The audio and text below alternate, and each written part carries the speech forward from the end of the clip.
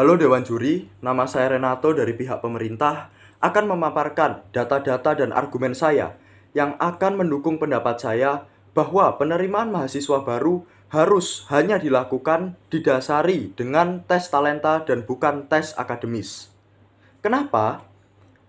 Pertama-tama saya akan pergi memaparkan batasan MOSI terlebih dahulu.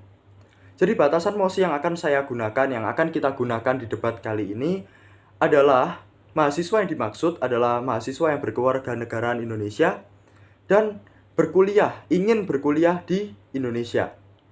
Saya lanjut ke definisi. Definisi talenta menurut KBBI adalah sesuatu dasar yang dimiliki sejak lahir, bawaan sejak lahir. Sedangkan definisi akademis menurut KBBI adalah sesuatu yang bersifat ilmiah, sesuatu yang bersifat ilmu pengetahuan, sesuatu yang lebih cenderung pada teori dan bukan ke praktik. Dari sini kita bisa menyimpulkan bahwa adanya akademis ini di bawah talenta. Jadi talenta itu lingkupnya lebih luas. Ada orang yang bertalenta di bidang akademis, ada orang yang bertalenta di bidang praktis. Jadi talenta lebih luas lingkupnya. Dan dari sinilah saya setuju bahwa penerimaan mahasiswa hanya boleh dilakukan didasari dengan tes talenta. Karena lebih luas. Dengan adanya tes talenta yang lebih luas, akan lebih banyak orang yang mempunyai kemungkinan yang sama. Mempunyai kemungkinan keterima yang sama.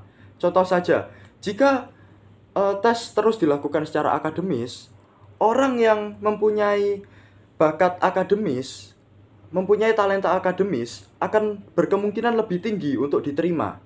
Tetapi orang yang bakatnya, talentanya ada di praktis, memiliki kemungkinan yang lebih kecil untuk diterima. Dengan adanya tes talenta, ini lebih luas. Sehingga orang yang punya bakat di teori, di akademis maksud saya, dan orang yang mempunyai bakat di praktis, sama-sama mempunyai kemungkinan yang sama gitu, yang setara untuk diterima di universitas-universitas. Seperti itu. Terlebih lagi, kenapa kita kok harus memulai untuk lihat ke arah praktis, tidak terus-menerus melihat ke arah akademis? Karena seperti yang kita tahu, pendidikan di Indonesia ini sangat minim.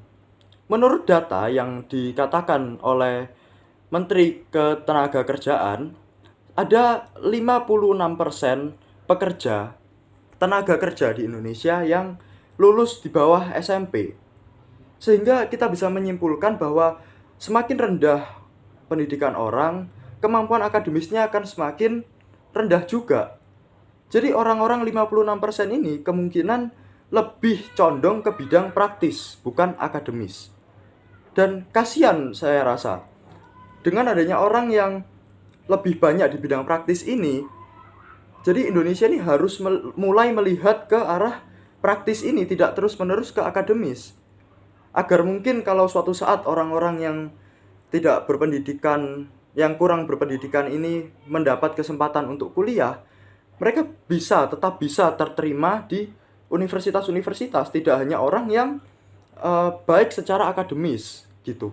Lagi pula kemampuan akademis dan kemampuan praktis itu bukan bukan kasta gitu.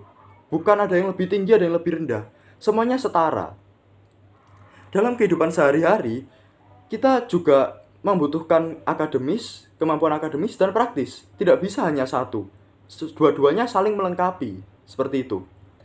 Contoh saja, untuk apa kita mengetahui secara teori, taktik musuh dalam permainan sepak bola, jika dalam praktiknya kita tidak bisa menendang bola secara baik?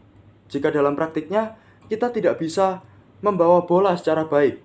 Jadi dua-duanya itu harus seimbang antara akademis dan praktis. Lalu kenapa saya sangat setuju dengan MOSI ini? Karena ada kata hanya. Hanya didasari dengan tes talenta. Kenapa? Ya karena menurut saya hanya ini sangat dibutuhkan. Karena kalau kita sudah tes talenta yang lingkupnya lebih luas, tidak perlu lagi ada tes akademi gitu. Untuk apa? Tes talenta itu sudah mencakup semuanya, tidak perlu lagi ada tes akademi. buang-buang waktu, buang-buang tenaga. Seperti itu, tidak terlalu berguna maksud saya. Lalu lagi pula, kalau misal ada orang yang sudah dites dalam talentanya, di tes talenta ini sudah berhasil, dan hasilnya adalah dia adalah orang yang lebih ke praktis, lalu dites lagi di bidang akademis, hasilnya jelek. Soalnya biasanya cenderung orang yang baik di bidang akademis itu cenderung jelek di bidang praktis, dan orang yang baik di bidang praktis cenderung kurang di bidang akademis.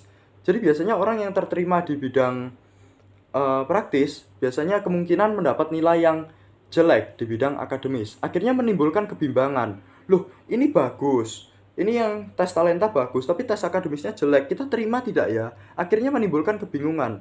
Dengan begitu, saya mendukung dengan adanya hanya menggunakan tes talenta, bukan tes akademis.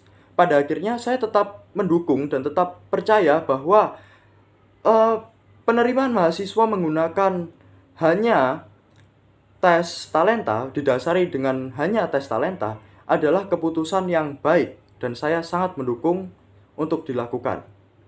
Sekian dari saya, terima kasih.